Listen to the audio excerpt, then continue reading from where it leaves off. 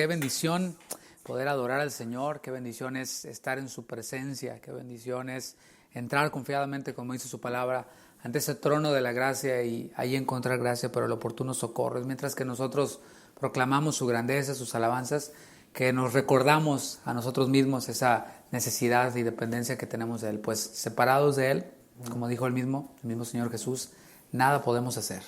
Así que es bueno acercarse a su presencia. Vamos hoy a la palabra de Dios. Vamos a revisar el Evangelio según San Marcos, capítulo 11. Estamos viendo el capítulo 11 del Evangelio según San Marcos en este estudio versículo a versículo que iniciamos ya hace varios meses. No llevamos la cuenta de las enseñanzas, pero ya son bastantitas. Evangelio según Marcos, capítulo 11. Hoy vamos a ver de los versículos 12 al 14. Y el título de la enseñanza es a manera de pregunta: ¿Jesús hallará algo en mí? Marcos capítulo 11, versículos del 12 al 14, dice así: Al día siguiente, cuando salieron de Betania, tuvo hambre, y viendo de lejos una higuera que tenía hojas, fue a ver si tal vez hallaba en ella algo. Pero cuando llegó a ella, nada halló sino hojas, pues no era tiempo de higos. Entonces Jesús dijo a la higuera: Nunca jamás coma nadie fruto de ti. Y lo oyeron sus discípulos. Bueno, estamos en esta porción en el Evangelio según Marcos, en la cual el Señor ha entrado ya a Jerusalén. Lo vimos en la enseñanza anterior, Jesús entrando en este pollino, en medio de alabanzas, las cuales vimos que aprendimos en este tema que alabanza es más que fervor, entusiasmo, es mucho más que eso. Y hoy vamos a ver un poco más acerca de esto. Así que vemos a Jesús ya entrando a Jerusalén, son los últimos días antes de ir a la cruz. Este Evangelio según Marcos, de aquí en adelante, narra a detalle, casi de manera minuto a minuto, el movimiento de Jesús en camino hacia la cruz del Calvario. Así que son sus últimos días y Jesús, como vimos, entró el Señor en medio de alabanzas, las cuales decían: Hosana al Hijo de David. Hosana vimos que significaba salva, te rogamos. O sea, lo que ellos cantaban tenía sentido. Era una buena letra lo que ellos cantaban porque estaban reconociendo a Jesús como el Mesías y estaban diciendo: salva, Señor, lo cual nos enseña muchas cosas que veremos más adelante. Y eso era precisamente lo que Jesús iba a hacer. Jesús había venido a eso, había venido a dar su vida para salvar a la humanidad de su pecado. El Hijo del Hombre no vino para condenar al mundo, sino para que el mundo sea salvo por él. Así que esta alabanza coincidía con el plan, con lo que Jesús iba a hacer. La pregunta del millón, como decimos, era si esa multitud que cantaba: salva, te rogamos, realmente iba a recibir esa salvación que el Salvador venía a traer. El Evangelio según Juan dice que a lo suyo vino, pero los suyos no le recibieron. Mas a los que creen en su nombre, aquellos quienes han creído en Él, les dio potestad de ser hechos hijos de Dios. Así que vamos a ver aquí si realmente esta multitud eufórica, esta multitud que cantaba de manera entusiasta, pues si realmente van a recibir esto que estaban pidiendo, esta salvación, la cual Jesús vino a dar en la cruz del Calvario. Después de entrar en Jerusalén, vimos que el Señor Jesús hizo una mirada de lejos del templo, ya estando dentro de Jerusalén. No solo vio al templo, sino que vio todo lo que había alrededor y después de esto se fue a descansar. Lo vemos a Jesús de alguna manera como reconociendo el terreno, planeando quizás su agenda de qué es lo que haría al día siguiente. El descanso de Jesús se dio en un lugar llamado Betania, que estaba como unos 5 kilómetros a las afueras de Jerusalén. Es como que entró, vio el templo, vio los alrededores, regresó a Betania para descansar. Allí en Betania era un lugar familiar para él, era un lugar donde vivían amigos queridos de él, como lo era Lázaro, como lo era María, Marta. Allí vemos cómo el Señor Jesús pasó mucho de su tiempo. Y el Evangelio de Marcos nos añade un detalle importante en esta escena que podemos imaginarnos, ¿no? Jesús viendo a Jerusalén, viendo alrededor, y Mateo nos añade un detalle importante. Dije Marcos, pero es Mateo. En Mateo 23, versículos 37 al 39, lo voy a leer en la Nueva Traducción Viviente, dice así lo que dijo Jesús cuando vio a Jerusalén y vio alrededor. Oh Jerusalén, Jerusalén, la ciudad que mata a los profetas y apedrea a los mensajeros de Dios. ¿Cuántas veces quise juntar a tus hijos como la gallina protege a sus pollitos debajo de sus alas? Pero no me dejaste. Y ahora mira, tu casa está abandonada y desolada. Pues te digo lo siguiente: no volverás a verme hasta que digas: bendiciones al que viene en el nombre del Señor. Pero esta vez sería la buena. Vemos entonces este clamor, este llanto de Jesús sobre Jerusalén, y es sumamente conmovedor esto que el Señor está diciendo, porque está revelando ese deseo de Jesús, que por cierto sigue siendo el mismo deseo de Jesús, sigue siendo el mismo deseo del Padre para con toda la humanidad. Él quiere juntar a estas ovejas, Él quiere juntar en esta analogía a los pollitos debajo de sus alas, pero muchas veces estos pollos tercos pues no se dejan, ¿no? No se dejan. Así que a partir de aquí se desarrolla el evento que vamos a ver el día de hoy, versículos 12 al 13, dice Marcos capítulo 11, versículos 12 al 13, regresemos allá al Evangelio según Marcos. Al día siguiente, cuando salieron de Betania, tuvo hambre. Y aquí podemos ver la realidad de la humanidad de Jesús. Quiero hacer un breve paréntesis aquí en la enseñanza. Dice, al día siguiente, cuando salieron de Betania, tuvo hambre. Aquí podemos ver una de las doctrinas esenciales del cristianismo. Hay doctrina esencial y hay doctrina secundaria. ¿Qué es doctrina secundaria? Empiezo por ella. Todo lo que tiene que ver con las formas. ¿Cuántas veces hemos de celebrar la cena del Señor, por ejemplo? ¿Cómo hemos de vestirnos? Hay un código de vestimenta tal cual, que si la mujer no pantalón, que si el hombre manga larga, todo ese tipo de cosas, que si la alabanza debe ser con batería, con guitarra eléctrica, etc. Todo ese tipo de cosas son secundarias. Pero doctrina esencial, doctrina no negociable, es una de estas que estamos viendo aquí, o es esta que estamos viendo aquí, que es la humanidad de Jesús. Jesús fue 100% Dios y 100% hombre. Esto es doctrina esencial.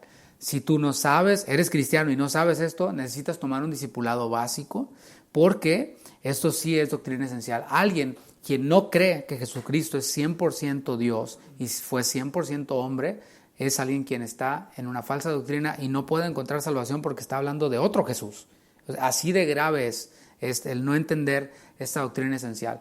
Algunos, los gnósticos, enseñaron que Jesucristo no había venido en carne, que lo que vino fue algo así como un espíritu, que es así medio raro. Bueno, el apóstol Juan batalló contra esa herejía. Así que aquí podemos ver esta doctrina esencial. Jesús, saliendo de Betania junto con los discípulos, tuvo hambre.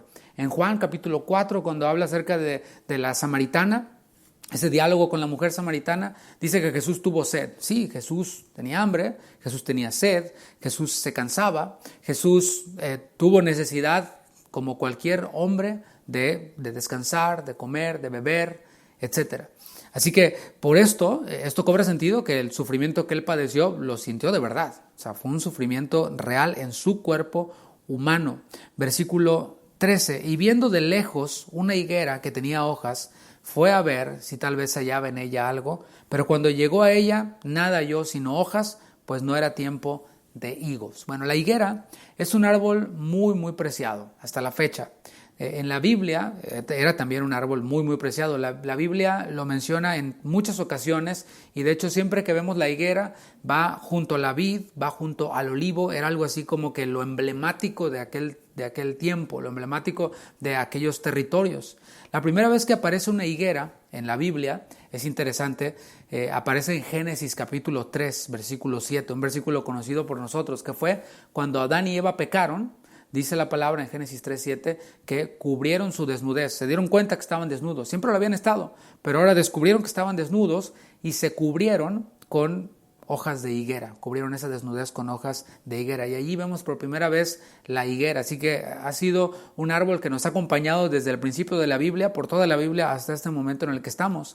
El Señor también usó la higuera como una figura, como una analogía, una comparación del pueblo de Israel, y esto lo vemos en Oseas capítulo 9, versículo 10, Oseas 9:10. Vamos a ver ahí lo que dice el Señor y cómo lo compara con esta higuera al pueblo de Israel. Dice Oseas 9:10, como uvas en el desierto hallé a Israel, como la fruta temprana de la higuera, ¿ves? En su principio vi a vuestros padres, y es importante subrayar eso, esa fruta temprana de la higuera. Hay una fruta tardía y una fruta temprana. Ellos acudieron a Baal peor, se apartaron para vergüenza y se hicieron abominables como aquello que amaron. O sea, y esto nos enseña otro principio, que aquel quien adora a un ídolo es semejante a ese ídolo. como abominable. Dios abomina a los ídolos y aquí estamos viendo esta afirmación de que Baal peor es abominable y abominables también aquellos quienes se volvieron y se apartaron de Jehová para ir en pos de Baal peor. Pero el punto aquí que estamos viendo es que Israel está siendo comparada como uvas en el desierto, pero también como fruta temprana de la higuera en el principio. El tiempo de la cosecha de los higos normalmente es en verano, era en el verano también. Normalmente el fruto de la higuera comienza a formarse tan pronto las hojas empiezan a crecer. Es esto que vimos aquí en Oseas 9:10. Este fruto temprano, ya cuando empiezan a crecer las hojas, ya comienza un fruto, aunque todavía no sea el tiempo del verano, el tiempo ya de la cosecha como tal, ya hay un fruto temprano que sirve, que es útil para algo.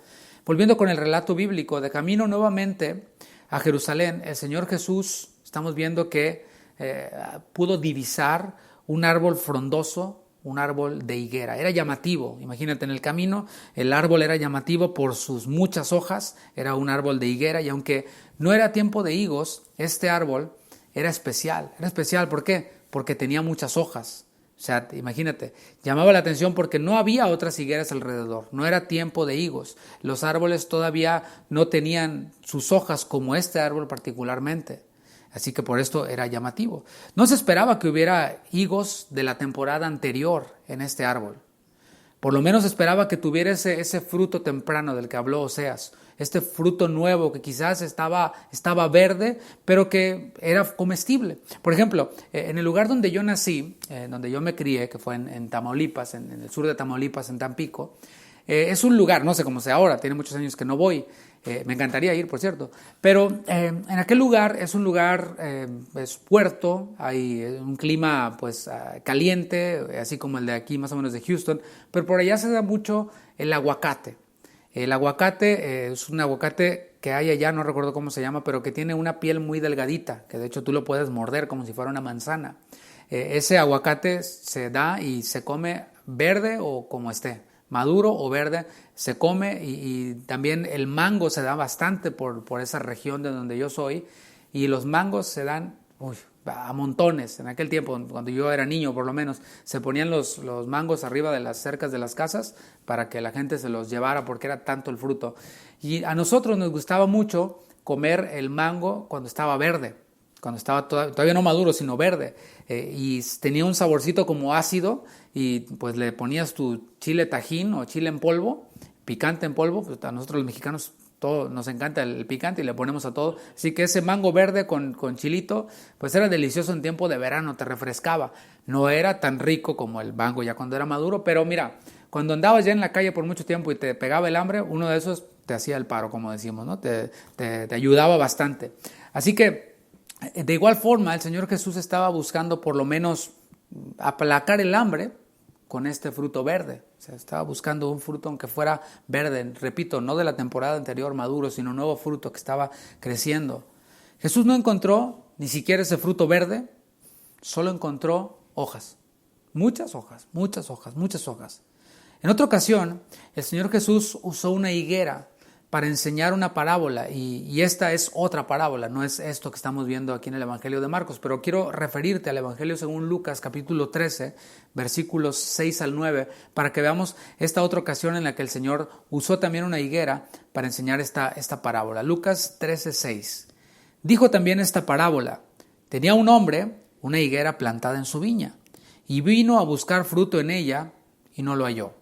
Y dijo al viñador: he aquí, hace 3 años que vengo a buscar fruto en esta higuera y no lo hallo. Córtala. ¿Para qué inutiliza también la tierra? Bueno, un árbol plantado, que no da fruto, ¿qué hace? Solamente ocupa terreno.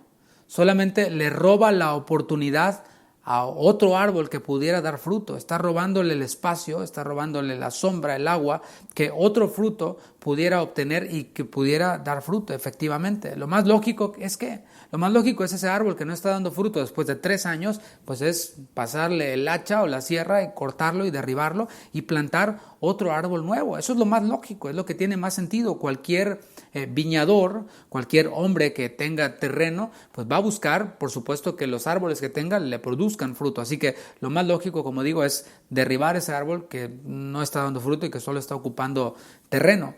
Versículo 8. Él entonces, respondiendo, le dijo: Señor, déjala todavía este año. O sea, aquel quien trabajaba los árboles y el campo, le dijo a su señor, al dueño de todo, le dijo: hey, dale una extensión a este árbol que no da fruto, ¿no? Dale chance. Dice: déjala todavía este año, un cuarto año, hasta que yo cave alrededor de ella y la abone. O sea, dame oportunidad de cavar alrededor, de ponerle abonito y hacer un esfuerzo para que pueda producir. Versículo 9, y si diere fruto, bien, y si no, la cortarás después. Y en esta parábola se nos revela la paciencia de Dios. Ese es un atributo de Dios que creo yo es poco apreciado. A menudo nos aferramos de la bondad y de la generosidad de Dios, ¿no? Y está bien, es parte de su atributo. Él es grande en misericordia, Él es rico en bondad, etc. Pero aquí podemos ver específicamente la paciencia de Dios, la longanimidad de Dios. Porque, oye, desde el primer año o desde que se esperaba que diera fruto, no sé cuánto tiempo era, pues si no daba era para cortarlo, pero ya tenía 3 años. Y mis hermanos, cuando nosotros recibimos un trato de Dios, una disciplina de Dios, para ser más precisos, no nos sorprendamos, porque seguramente el Señor ya con anticipación nos estuvo advirtiendo. Que nosotros no hayamos puesto atención a las advertencias, ese es otro asunto, pero el Señor muestra su paciencia, el Señor muestra su longanimidad y nos deja pasar 3 años, pero llega un punto en el que dice: ¿sabes qué? Ahora sí, vas. Viene la disciplina de Dios, o de plano viene el juicio de Dios, que dura cosas caer en manos de un Dios vivo. Eso es algo que no nos gusta mucho predicar, pero que está aquí en la Biblia, y bueno, ¿qué le vamos a hacer, no? Así que podemos ver aquí esta paciencia de Dios, y quiero recalcar que el hecho de que Dios sea paciente no anula el castigo de aquel quien menosprecia esa paciencia. Aquel quien menosprecia la paciencia, la longanimidad de Dios, obviamente se atrae la retribución debida a su extravío, la retribución debida a su desobediencia, a su poco interés, a su indiferencia, es la palabra que estaba buscando. Así que no confundamos la paciencia de Dios con que Dios no da ese castigo merecido a aquel quien menosprecia su paciencia. Vamos a regresar al Evangelio según Marcos, capítulo 11, versículo 14. Entonces Jesús dijo a la higuera, regresamos con la otra higuera del Evangelio de Marcos: nunca jamás coma nadie fruto de ti. Y lo oyeron sus discípulos. Aquí lo que estamos viendo es a Jesús haciendo uso o haciendo la función de un profeta. Jesús ejerciendo como profeta. Los profetas de aquel entonces pues daban sus mensajes con los recursos que tenían. Hay quienes pues se van a un extremo y dicen, por ejemplo, no, es que leer la Biblia en la computadora es del mundo. Leer la Biblia en el iPad, no, se rasgan las vestiduras, ¿no? A mí me ha tocado ver uno que otro cristiano así. Entonces, ¿cómo, hermano? No, pues con la Biblia. El asunto de que estos hermanos muchas veces no saben que en tiempos de Jesús no tenían una Biblia como nosotros.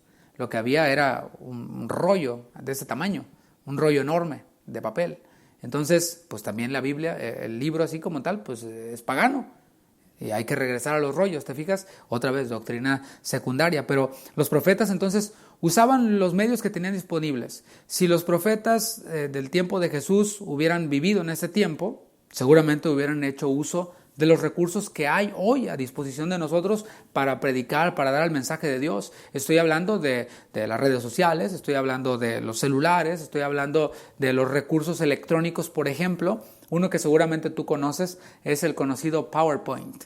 El PowerPoint nos sirve para ilustrar con imágenes y con letras y con animaciones lo que estamos nosotros enseñando, con lo que estamos nosotros aportando y enseñando. Así que este recurso virtual del PowerPoint, que son láminas, pues nos sirven para respaldar lo que estamos enseñando. En tiempos bíblicos, pues obviamente no había esos recursos. Así que, ¿qué es lo que los profetas usaban como su PowerPoint, por decirlo así, para ilustrar los elementos que pues ellos querían comunicar? Bueno, usaban lo que tenían a la mano para ilustrar esos mensajes. Por ejemplo, me recuerda esto Hechos capítulo 21. En Hechos capítulo 21, un profeta llamado Agabo le advirtió a Pablo qué le iba a pasar si él iba a Jerusalén.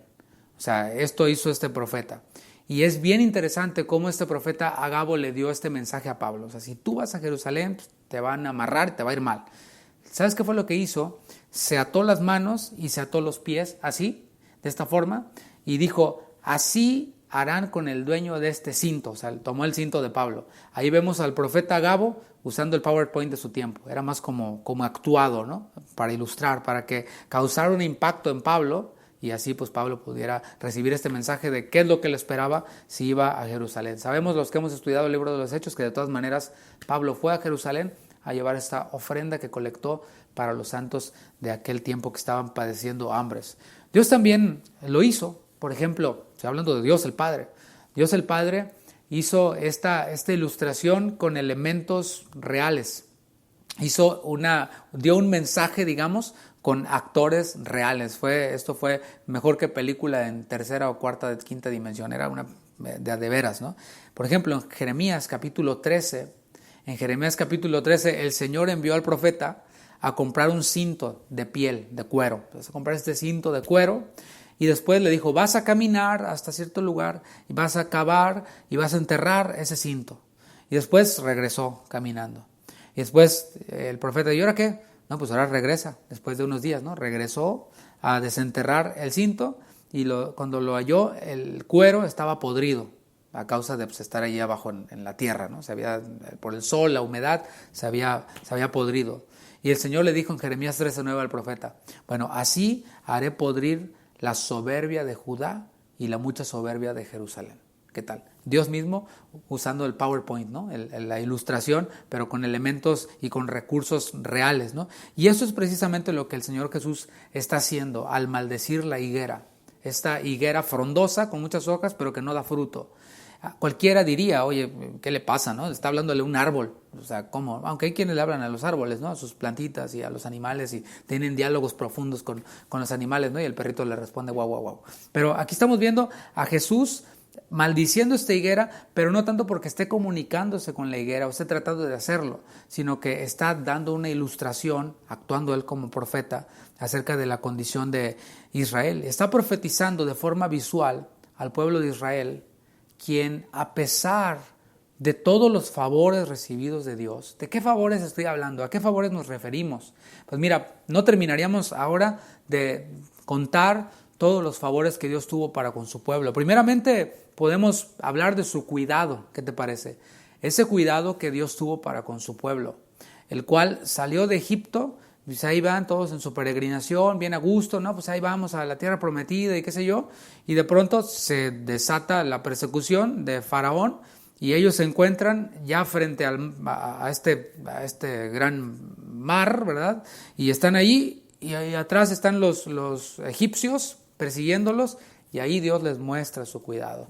Abre el mar, ellos pasan en seco. Cuando están del otro lado el mar se cierra, las aguas se cierran y Faraón y todo su ejército pues, quedan allí ahogados, ¿no? ¿Qué te parece? Tremendo cuidado de Dios. Bueno, ellos fueron cuidados por Dios, ellos vieron milagros ahí en el desierto, vieron el agua salir de la roca, que no es un charquito ahí que salió unas gotitas, ¿no? Como nos salían hace unos días aquí en la casa, ¿no? Que se fue el agua y salió unas 3 gotitas nada más y nos bañábamos ahí, nomás nos tallábamos un poquito la cabeza, ¿no? No, estamos hablando de alimentar a millones de personas. O sea, era un milagro impresionante. A veces minimizamos los milagros o los damos por, ay no, sí salió agua de la roca. ¿De qué estamos hablando? De una roca de la cual salían agua suficiente para saciar la sed de millones de personas.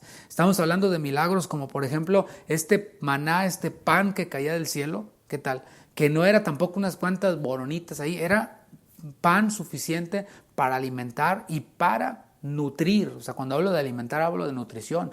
No solo les quitaba el hambre, sino que los nutría y les daba todo lo necesario, todo lo suficiente para que ellos pudieran pasar por esa travesía en el desierto.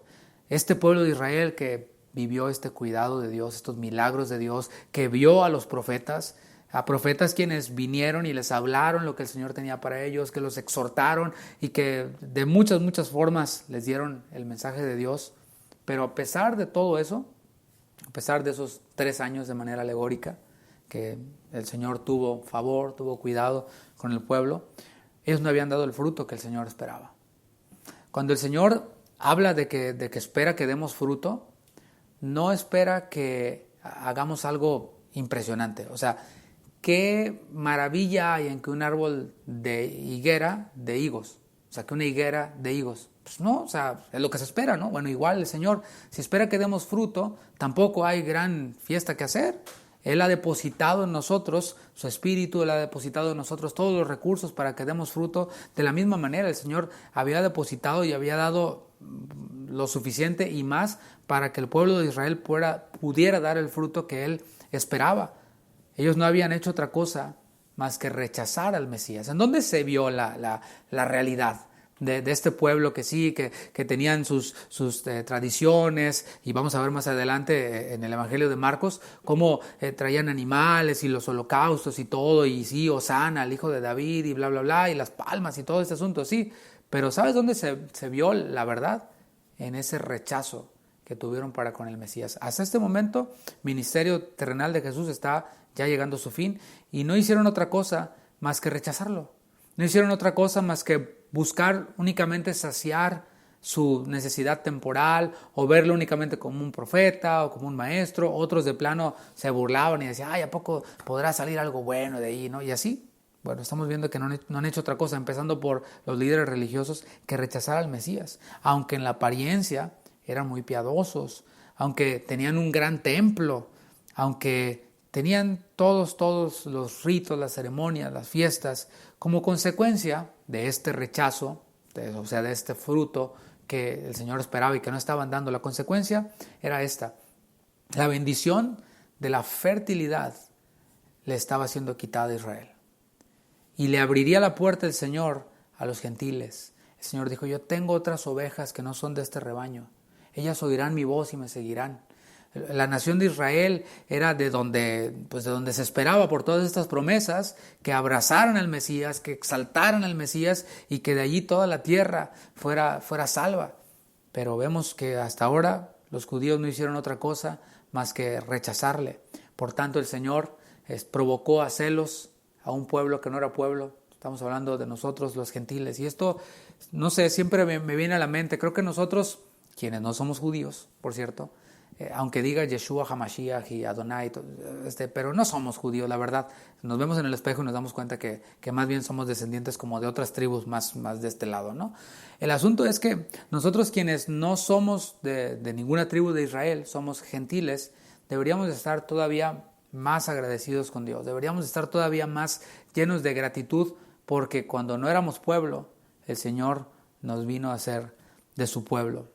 Así que estamos viendo cómo el más grande de los milagros que Dios hizo, que fue dar a su Hijo que se encarnara cuando vino el cumplimiento del tiempo, pues fue rechazado por los judíos. Así que la consecuencia es que la bendición de esta fertilidad del pueblo de Israel les sería quitada para que los gentiles tuvieran una puerta abierta.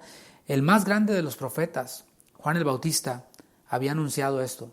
Cuando él estaba preparando el camino para el Mesías, recordemos que en algún momento le preguntó, ¿eres tú el Mesías? Dijo, no, yo soy una voz que clama en el desierto, y estoy preparando el camino para el Mesías. En Mateo capítulo 3, versículo 10, vemos aquí, diría yo, la última de las advertencias, porque Juan fue el último de los profetas.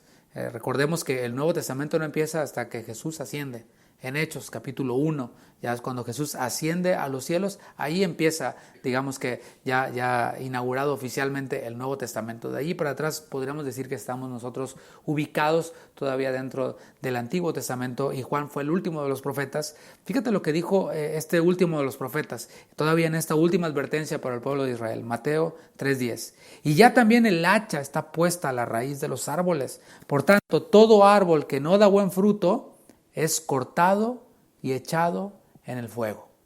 Ya el Señor lo había advertido. O sea, cuando llegó esta maldición de la higuera, cualquiera diría, ay, pero qué mala onda, ¿no? El Señor, ¿por qué maldice la higuera? No, ya desde 3 años antes, cuando Jesús inició su ministerio, antes de ser bautizado el Señor, vemos que Juan ya dijo, ya había anunciado esto, ya había advertido esto, y dijo, hey, el hacha ya está puesta a la raíz. Si no dan fruto, tienen 3 añitos para dar fruto, para abrazar al Mesías, para recibirlo, pues para creer en Él y para no nada más creer en Él como un milagrero, sino creer en Él como el Hijo de Dios. No nada más cantar, sálvate, lo rogamos, sino para realmente abrazarlo como el Mesías. Porque ya el hacha estaba ahí y todo árbol que no diera buen fruto sería cortado y echado en el fuego. Ahora, ¿cómo aplicamos todo esto para nosotros? Hemos llegado al final de este análisis de estos versículos y hemos visto algunos elementos históricos, hemos visto algunos elementos de cómo se ilustró, del significado de la higuera, una parábola. Creo que hay suficiente material que tenemos para poderlo digerir. Creo que se ha entendido. El mensaje es simple. El Señor vino buscando fruto, no halló más que hojas, maldijo la higuera. Y ahora, ¿cuál es la aplicación para nosotros? Bueno, la aplicación para nosotros es que así como Jesús vio lo que estaba pasando en Jerusalén, vio el templo, vio alrededor, bueno, está viendo lo que pasa ahora. El Señor no ha dejado de ver lo que está pasando alrededor, está viendo lo que pasa ahora y el tiempo de su venida está cerca. En ese momento el tiempo de su crucifixión estaba muy cerca, muy cerca. Y en ese tiempo Él está por regresar.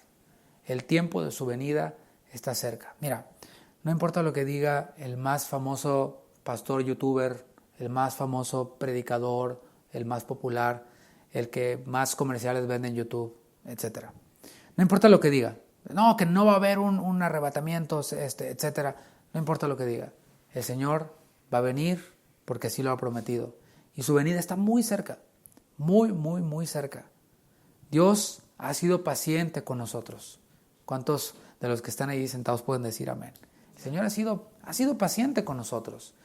Yo cada día que despierto, junto con mi esposa, salimos a caminar casi todos los días y le damos gracias a Dios, primeramente por la oportunidad de abrir los ojos y de estar respirando. Eso, Señor, como dijo el mismo profeta Jeremías en el libro de Lamentaciones, dijo, por su misericordia no hemos sido consumidos, porque nunca decayeron sus misericordias, nuevas son cada mañana. Y el Señor ha sido paciente y es paciente para con nosotros. Segunda de Pedro, capítulo 3, versículo 9. Esto es en relación con lo que estoy hablando, que es que el Señor está viendo alrededor y hay un evento muy cercano, así como en aquel momento había un evento muy cercano. Y esta es su segunda venida. Segunda de Pedro 3, 9. El Señor no retarda su promesa. ¿Cuál promesa? La promesa de que Él va a venir. Dijo, he aquí, yo voy a volver. El Señor no retarda su promesa. Según algunos la tienen por tardanza. Algunos dicen, no, pues ya se tardó. Así que pues ya desde tiempos de los evangelistas de los 70s ya estaban que Cristo viene, que Cristo viene, que Cristo viene. Y dijo por ahí un conocido predicador, esto que estoy diciendo precisamente. Decía, yo oía a los evangelistas que venían con fuego y decían, Cristo viene, Cristo viene. Y yo nunca hice nada con mi vida, con mis sueños y no sé qué, esperando que Cristo viniera y Cristo no vino. Así que eso de estar pensando en que Cristo viene es de escapistas, es de cobardes. Debes de ir y perseguir tus sueños y no estar pensando en eso de que Cristo va a venir porque Cristo ya vino. Órale, ¿qué tal? Y vino para hacernos ricos. Bueno, eso enseña estos falsos maestros, pero hay otros falsos maestros que también enseñan y que tienen la etiqueta así grande que dice sana doctrina y uno nomás porque dice ahí sana doctrina le decimos like. Bueno, el Señor no retarda su promesa, según algunos la tienen por tardanza, sino que es paciente para con nosotros. Este retraso, por decirlo así, de la venida del Señor, de esta promesa de que va a venir, no es porque no encuentre las llaves del coche como a veces nos pasa a nosotros, o no es porque algo ocurrió, no, es porque Él está siendo paciente para con nosotros, así como fue paciente con esa higuera 3 años, así como fue paciente para con su pueblo desde el momento en el que Cristo empezó su ministerio. El profeta dijo, hey, el hacha está puesta, pónganse las pilas. Bueno, desde ese momento el Señor ha mostrado su paciencia. Mira por qué, no queriendo que ninguno perezca. Y esto es importante para nosotros en este tiempo. Es importante que subrayemos esto con highlight amarillo, verde, rosa, el que quieras. El Señor no quiere que ninguno perezca. Y esto es otra advertencia. Nosotros vamos a empezar una serie ya próximamente en la congregación. Los falsos profetas. Los falsos profetas son un mal que continúa latente hasta el día de hoy. No pensemos que porque nos libramos de los falsos profetas de la prosperidad ya estamos inmunes a los falsos profetas, porque muchos profetas, dice primera de Juan 4:1, se levantan en esos tiempos y parece que son bíblicos y parece que son populares, etcétera, y que son irreprensibles e intachables, pero predican lo contrario a lo que yo veo aquí en 2 de Pedro 3:9, que es que el Señor no quiere que ninguno perezca. Ellos dicen, el Señor se glorifica cuando un pecador es lanzado al infierno, porque Él los predestinó para muerte eterna y así Él es el glorificado. ¿Y quién eres tú para que alterques con Dios porque Él es soberano? Etcétera. Bueno, eso lo vamos a ver en la congregación. Vamos a analizar, no a destruir reputaciones, eso no nos interesa, porque eso no le hace bien a nadie. Lo que vamos es a considerar las doctrinas, que es lo que dice primera de Juan 4:1, es a probar los espíritus si son de Dios, porque muchos falsos profetas han salido por el mundo. Pero estamos en el punto de que el Señor no retarda su promesa, algunos no, la tienen por tardanza, es paciente porque Él no quiere que ninguno perezca, sino que ¿qué? Que todos procedan al arrepentimiento. Es lo que Él quiere. Él quiere que la gente se arrepienta, por eso los manda que se arrepienta. La pregunta es, ¿se arrepienten todos? No. Jerusalén, Jerusalén, que matas a tus profetas y que apedreas a los que te son enviados. ¿Cuántas veces quise juntarte, así como la gallina junta sus polluelos debajo de sus alas, y tú no quisiste? Aquí es donde podemos encontrar el equilibrio. Así que, repito, la paciencia del Señor no anula la responsabilidad del arrepentimiento. El Señor manda, arrepiéntete, y es responsabilidad de cada uno si se arrepiente o no. Mientras tanto, el Señor es paciente, pero esa paciencia no anula la responsabilidad de cada uno de querer o no querer arrepentirse. No es complicado, es simple. A veces nosotros lo llenamos de filosofía y decimos, volvamos a la Reforma. No, los de la Reforma dijeron, volvamos a la Biblia. ¿Por qué vamos a hacer la copia de la copia? Vayamos al original, vayamos a la Biblia, no a la Reforma, vámonos hasta la Biblia. El Señor va a volver buscando fruto en cada uno de nosotros. Ahora estamos yendo, ya dejamos de lado al pueblo de Israel, hasta los falsos profetas dejémoslos de lado un ratito. ¿Qué onda con nosotros, no? ¿Qué pasa con nosotros? El Señor va a volver buscando fruto en ti, el Señor va a volver buscando fruto en mí cuando Él venga, porque repito, va a venir, no va a venir ay, qué bonitos mis niñitos preciosos, no, va a venir a buscar fruto en cada uno de nosotros. Mateo 25, parábola de las 10 vírgenes, parábola de los talentos. ¿Qué estamos haciendo? No, pues aquí yo sentado, Señor, porque es que la pandemia, no, pero es que no. El Señor va a venir buscando fruto en cada uno de nosotros. Para el Señor, el fruto tiene que ver con ¿qué? Tiene que ver con hacer su voluntad. Fruto no es, no, pues yo doy mis diezmos. Fruto no es, no, pues yo voy a todas las reuniones. Fruto no es, no, pues yo... Fruto es hacer su voluntad. El que hace mi voluntad, ese es el que me ama, dijo Jesús, ¿cierto? Eso es así.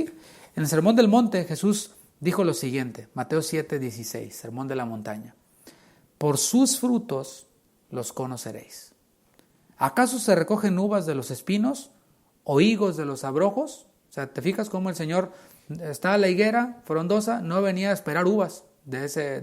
Eso sí hubiera sido impresionante. Órale, este árbol de higos da uvas. No, vengan todos los de Univisión y todos los canales CNN, vamos a tomarle video aquí a este fruto, pero no. ¿Acaso se recogen uvas de los espinos o higos de los abrojos? Así todo buen árbol da buenos frutos. Pero el árbol malo da frutos malos. No puede el buen árbol dar malos frutos, ni el árbol malo dar frutos buenos. Lógica elemental. Me encanta la palabra de Dios, ¿no? Hasta alguien quien no estudió ni la primaria, pero que apenas sabe leer y lee esto, le entiende y dice, no, pues sí. Todo árbol que no da buen fruto es cortado y echado en el fuego. Aquí otra vez Jesús lo está diciendo, lo que Juan ya dijo anteriormente. Así que, por sus frutos los conoceréis.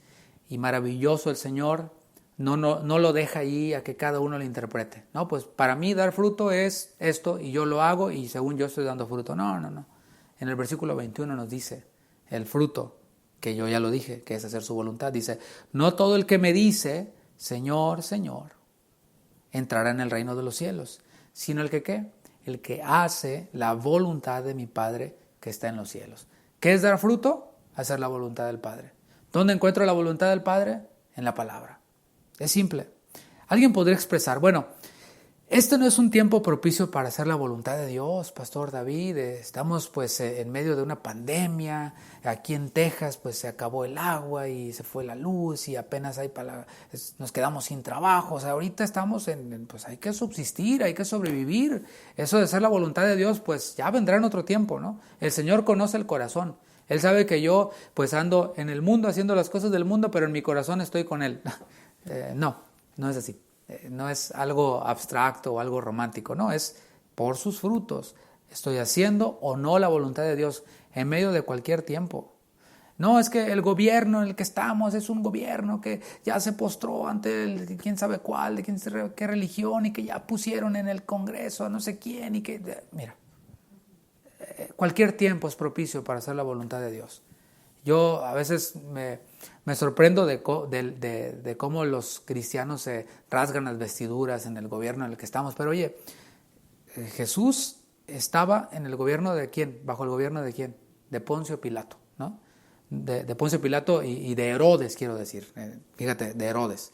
De quien tenía a una mujer que pues no era la mujer de su hermano. Y luego todavía con la sobrina. Es un pervertido de primera. ¿Y qué? El Señor dijo, no, pues es que está terrible la cosa, no voy a hacer la obra que el Padre me mandó que hiciera porque está terrible esto. Hermanos, dejemos de poner excusas baratas, dejemos de desviarnos con temas y con cosas para no hacer la voluntad de Dios. La higuera estéril no estaba en tiempo de higos, no era un tiempo propicio, pero el Señor no estaba buscando fruto perfecto, así como en nosotros. El Señor no busca perfección en nosotros, porque esa perfección no vendrá hasta que dejemos este cuerpo de muerte. Lo que el Señor busca es obediencia. Obediencia. Si vemos a los discípulos, vamos a ver que no eran los grandes hombres, ¿no? O sea, sinceramente, pues no había mucho. Pedro, pues no había mucho. Juan y Jacobo, los hijos del trueno, tampoco. ¿Quieres que ahorita hagamos que baje fuego del cielo y que se... Pues no había mucho, como no eran muy prometedores. Pero ¿qué es lo que tenían estos hombres, estos 11, ¿no? Porque uno salió chafa, como decimos. Lo que había en ellos era disposición, obediencia. Y decían, ¿sabes qué? Tú eres el Cristo, el Hijo del Dios viviente, y pues vamos. Eso es lo que busca el Señor a nosotros. Quizás no es un tiempo propicio, quizás nuestro cuerpo pues tampoco nos ayuda mucho, nuestra carne, pero hemos de estar dispuestos a obedecer, dispuestos a dar fruto. Aún en esos tiempos difíciles, en esos tiempos que no parecen propicios, podemos hacer la voluntad de Dios. Podemos, ¿por qué? Porque Él pone en nosotros el querer como el hacer. No es que Él cree por nosotros, es que Él nos da todo este arsenal llamado su palabra, por su buena voluntad. Él lo pone en nosotros. El asunto es de que nosotros no vamos y tomamos de la alacena de Dios lo necesario. No vamos a este lugar, a esta armería de Dios para tomar los recursos, ¿no? La debilidad que podemos estar experimentando en este momento puede ser, llámale falta de salud, llámale falta de trabajo a causa del cierre, llámale la debilidad que tú quieras, la que sea, que no quiero minimizarla tampoco, pero cualquier debilidad que hemos de estar experimentando, ¿sabes? Es una oportunidad para que el poder de Dios repose sobre nosotros. Es lo que el apóstol Pablo decía. Decía, cuando soy débil, entonces soy fuerte. Pero ¿qué hacemos nosotros cuando estamos débiles? Ay, Señor, te olvidaste de mí. Ay, besos, no se puede. Es que mira, no. Pablo veía esto como una oportunidad para que el poder de Dios se manifestara. Decía, su poder se perfecciona en mi debilidad. Cuando yo soy débil, entonces soy fuerte, porque ya no es mi podercito ahí, balín, sino es que es el poder de Dios. Así que pues de buena gana me gloriaré más bien en mis tribulaciones, en mis debilidades. Así que este tiempo en el que estamos pasando, que quizás no es propicio, quizás estamos en alguna circunstancia difícil, veámoslo como una oportunidad para que su poder se perfeccione en nosotros. Y es un buen momento para hacernos algunas preguntas, para ir concluyendo.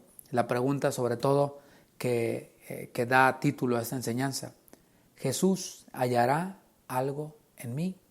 Ahora mismo está viendo alrededor, va a ir a Betania a descansar, pero después regresa. De que viene. La pregunta es, ¿hallará algo en mí? Y tú dices, sí. La otra pregunta es, ¿Serán hojas nada más, así como esta higuera? ¿Será una apariencia únicamente? Una apariencia, o como dijo el profeta Isaías en Isaías 29:13, este pueblo de labios me honra, pero su corazón está lejos de mí. ¿Hallará eso el Señor en nosotros cuando vuelva? Nada más labios que honran, entusiasmo, fervor, rituales, como aquella mujer samaritana. No, pues nuestros padres adoraron allá en el monte y ustedes dicen que en Jerusalén. Y pues sí, según tú, adoras en el lugar correcto y de la forma correcta. Pero Jesús le dijo, tú adoras lo que no sabes, porque la salvación viene de los judíos. Y este que te está hablando es el que te puede dar esta agua, de la cual si bebes no tendrás sed jamás. Esa es la pregunta. El Señor encontrará un montón de obras. No, sí, yo doy a los pobres. No, sí, yo hago esto. No, sí, yo hago aquello. Sí, pero una vida de desobediencia a su palabra. O sea, una vida que no hace su voluntad, sino que simplemente aplaca su conciencia por medio de obras. Ya cumplí con esto, ya cumplí con lo otro. Versículo 22 de Mateo 16, ahí donde estamos. Después de que dijo, sino el que hace la voluntad de mi Padre que está en los cielos es quien entrará, no el que dice Señor, Señor, no el que con sus labios le honra. Versículo 22. Muchos me dirán en aquel día, Señor, Señor, ¿no profetizamos en tu nombre? O sea, van a ir al área de quejas y reclamos, ¿no? A ver, ¿dónde está aquí el área de quejas y reclamos? Voy a poner mi complaint, voy a hacer una... quiero pues que se haga aquí una revisión de mi caso, porque miren, ¿no profetizamos en tu nombre, Señor? ¿Y en tu nombre echamos fuera demonios? ¿Y en tu nombre hicimos muchos milagros? Y entonces les declararé, nunca os conocí, apartaos de mí, hacedores de maldad. Ahora, ¿profetizar es malo? No. ¿Echar fuera demonios es malo? No. ¿Hacer milagros es malo? No. ¿Pero por qué el Señor le llama maldad? Por el versículo 21. Porque no estaban haciendo la voluntad del Padre que está en los cielos. Así que, lamentablemente, muchos creyentes quienes cubrieron su pecado con hojas, quizás hojas bonitas, milagros, echar fuera demonios, profetizar, y quizás muchos quienes cubrieron su pecado con esas hojas, así como lo hizo Adán y Eva con aquellas hojas de higuera, un día van a experimentar su vergüenza delante del Señor. Quizás aquí reciben aplauso, reconocimiento, fama, dinero, pero ¿será comparable o valdrá la pena todo eso con pasar la vergüenza eterna? Con pasar esa vergüenza que no sé cuánto tiempo vaya a durar delante del Señor, de escuchar estas palabras, apártense de mí, hacedores de maldad. No los conozco, nunca los conocí. La otra pregunta, ¿el Señor hallará algo? Sí, serán hojas, bueno, cada quien lo sabe, o hallará fruto. Esta misma enseñanza puede ser representar, no me estoy comparando con Juan para nada, ¿no? Puede representar esa advertencia de Juan. El hacha está puesta, como te llames, el hacha está puesta. De aquí en adelante, ¿qué va a hallar el Señor? ¿Va a hallar fruto? Solo podemos dar fruto cuando permanecemos en Él. Es lo que dijo Él en Juan 15. Quizás nuestro fruto esté medio verde, así como los mangos de allá de mi tierra, como los aguacates de allá de mi tierra. Pero oye, si el Señor vuelve y encuentra, aunque sea ese fruto verde, ¿sabes qué? Lo maravilloso de nuestro Dios es que nos va a decir, bien, buen siervo y fiel. A cada uno, el Señor cuando volvió en la parábola de los talentos, le pidió conforme a lo que le había dado.